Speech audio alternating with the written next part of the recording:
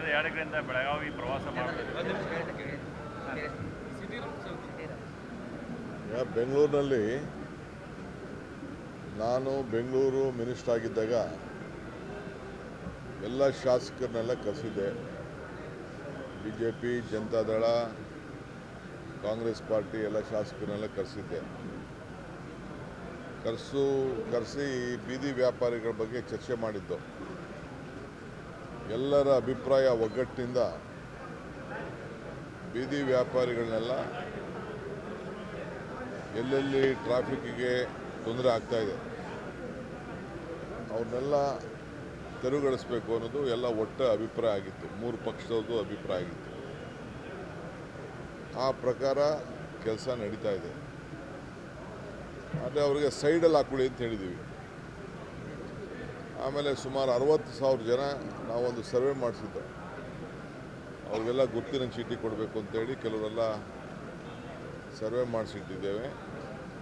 ಒಂದು 30,000 ಜನ ತಳ್ಳೋ ಗಾಡಿಗೆ ವಿವಿಧ ರೀತಿ ವಾಹನಕ್ಕೆಲ್ಲ ಅರ್ಜಿ ಹಾಕ್ಕೊಂಡಿದ್ದಾರೆ.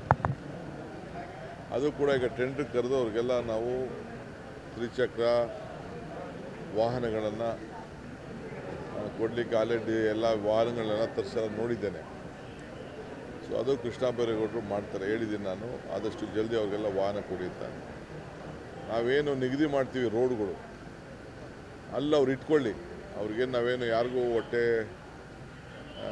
ತೊಂದರೆ ಮಾಡಬೇಕು ಅಂತಿಲ್ಲ. ಬೀದಿ ವ್ಯಾಪಾರಿಗಳು ಇರಬೇಕು.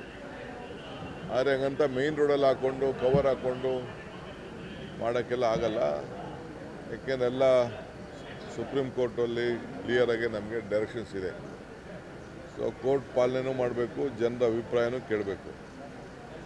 ಸೊ ಅದಕ್ಕೆ ನಾವು ಈ ತೀರ್ಮಾನ ಮಾಡ್ತಾಯಿದ್ವಿ. ಮುಂದಕ್ಕೆಲ್ಲ ಸ್ವಲ್ಪ ಕೆಲವ್ರಿಗೆ ಕಠಿಣವಾದಂಥ ತೀರ್ಮಾನ ಆಗ್ತದೆ. ಒಂದು ನಿಮಿಷ, ನಾನು ಮಾತಾಡ್ತಾ ಇರೋದು, ನೀವು ಮಾತಾಡ್ತಾ ಇರೋದು ನೀವು ಮಾತಾಡ್ಕೊಳ್ಳಿ.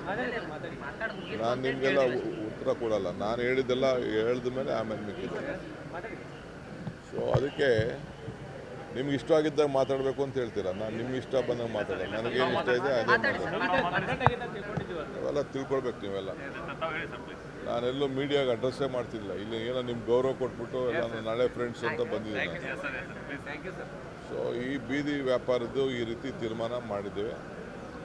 ಇವತ್ತು ನಾನು ಏನೇನು ನಮ್ಮ ಕೃಷ್ಣ ಬೈರೇಗೌಡರು ಕಾರ್ಯರೂಪ ಮಾಡಿದ್ದಾರೆ, ಇದು ಅವರೊಬ್ಬರ ಮೇಲೆ ಬಿಡುವಂಥ ಪ್ರಶ್ನೆ ಅಲ್ಲ. ಇದು ಇಡೀ ಎಲ್ಲ ಶಾಸಕರು, ಬೆಂಗಳೂರು ಶಾಸಕರೆಲ್ಲ ಸೇರಿ ನಾವು ಪೊಲೀಸ್ ಅಧಿಕಾರಿಗಳ ಹತ್ರ ಕೂಡ ಚರ್ಚೆ ಮಾಡಿ ಈ ತೀರ್ಮಾನವನ್ನು ಕೈಗೊಂಡಿದ್ದೇವೆ. ಸೊ ಅವ್ರಿಗೆ ಆಲ್ಟರ್ನೇಟಿವ್ ಸ್ವಲ್ಪ ಸೈಡ್ ರೋಡ್ಗಳು, ಬೇರೆ ರೋಡ್ಗಳನ್ನ ಕೊಡ್ತೀವಿ. ಬಟ್ ಅವರು ವ್ಯಾಪಾರ ಮಾಡ್ಕೊಂಡು ಸಾಯಂಕಾಲ ಹೋಗಬೇಕು. ತಳ್ಳ ಗಾಡಿ ತೊಗೊಬರ್ಬೇಕು, ಇಟ್ಕೋಬೇಕು, ಹೋಗಬೇಕು. ಅಲ್ಲೇ ಟೆಂಟ್ ಹಾಕ್ಕೊಂಡು ಕೂತ್ಕೊಳ್ಳೋಕ್ಕಾಗಲ್ಲ.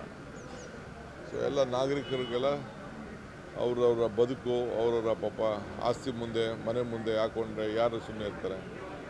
ಅದಕ್ಕೆ ನಾವು ನಿಗದಿ ಮಾಡ್ತೀವಿ. ನಿಗದಿ ಮಾಡಿದ ಪ್ರಕಾರ ಅವರು ಮಾಡ್ಕೊಂಡು ಹೋಗ್ತಾರೆ. ಹೇಳಿ.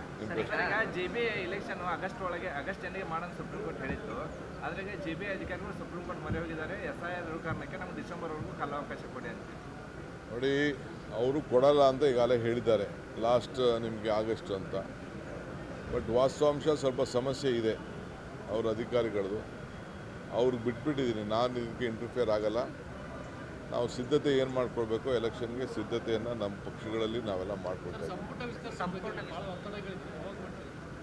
ಒತ್ತಡ ಏನಿಲ್ಲ. ನಮ್ಮ ನಾಯಕರು ಇವತ್ತು ನಾಳೆ ನಮ್ಮ ಬರ್ತಾರೆ. ಬಂದ ಮೇಲೆ ಯಾವತ್ತು ಅವ್ರು ಕರೀತಾರೆ ನಾನು ಅವತ್ತು ಹೋಗ್ತೀನಿ.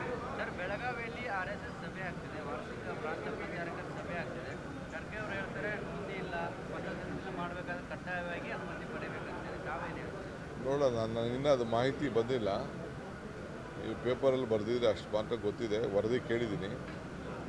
ಆಮೇಲೆ ಕಾನೂನಲ್ಲಿ ಯಾರಿಗೇನೇನು ಅವಕಾಶ ಇದೆ ಆ ಅವಕಾಶಗಳಿಗೆಲ್ಲ ಸಿಗ್ತದೆ. ಕಾನೂನಲ್ಲಿ ಅವಕಾಶ ಇಲ್ಲ ಅಂದರೆ ಅವಕಾಶ ಸಿಗೋದಿಲ್ಲ. ಒಬ್ಬೊಬ್ಬರಿಗೆ ಒಂದೊಂದು ಮಾಡೋದಲ್ಲ. ಉತ್ತರ ಕನ್ನಡದ ಭಾಳಷ್ಟು ಶಾಸಕರು ತಮ್ಮನ್ನು ಭೇಟಿಯಾಗಿದ್ದರು. ಮೋಡ ಬಿತ್ತನೆ ಬಗ್ಗೆ ಭಾಳ ಡಿಮ್ಯಾಂಡ್ ಇದೆ. ನಾನು ನಮ್ಮ ಲೀಗಲ್ ಅಧಿಕಾರಿಗಳು ಮತ್ತು ನಮ್ಮ ಫೈನಾನ್ಸ್ ಡಿಪಾರ್ಟ್ಮೆಂಟ್ ಅವ್ರನ್ನೆಲ್ಲ ಮಾತಾಡಬೇಕು. ಶಾಸಕರೆಲ್ಲ ಭಾಳ ಒತ್ತಾಯ ಮಾಡಿ ಹೇಳಿದ್ದಾರೆ. ಪರಿಶೀಲನೆ ಮಾಡ್ತೀನಿ. ಸರ್, ಕಿತ್ತೂರು ಕರ್ನಾಟಕದ ಎಲ್ಲ ಶಾಸಕರು ಭೇಟಿಯಾಗಿದ್ದಾರೆ ನಿಮಗೆ 7 ಜಿಲ್ಲೆಯವರು ಏನೇನು ಮುಂದಿಟ್ಟಿದ್ರು, ಏನೇನು ಬಗೆಹರಿಸಿದ್ರೆ, ಏನೇನು ಹೊಸ ಯೋಜನೆಗಳ ಜಾರಿಗೆ ತರ್ತಾರೆ? ಸದ್ಯಕ್ಕೆ ನಾನೀಗ ಹೇಳಿದಷ್ಟು 2 ವರ್ಷ ಅದು ಚಾಲನೆ ಆಗೋಂಥ ತೀರ್ಮಾನಗಳನ್ನು ನಿನ್ನೆ ಕಿತ್ತೂರು ಕರ್ನಾಟಕದ ಸುವರ್ಣಸೌಧದಿಂದ ತೆಗೆದುಕೊಂಡಿದ್ದೆ. ಎಲ್ಲ ಉಂಡಿಗಳಲ್ಲೂ ಕೂಡ ದುಡ್ಡು ಭಾಳ ಹುಷಾರಾಗಿಡಬೇಕು ಅಂತ. ಬೆಳಗಾವಿ ನಗರಕ್ಕೆ ವಿಶೇಷ ಪ್ಯಾಕೇಜ್ ಕೊಡ್ತೀರಾ? ಈ ಹಿಂದೆ 100 ಕೋಟಿ ರೂಪಾಯಿ ಕೊಡುವಂಥ ಒಂದು ಸಂಪ್ರದಾಯ ಇದೆ. ಈಗ ಬಂದಿದ್ದೀನಿ ನಾನು ನೋಡೋಣ.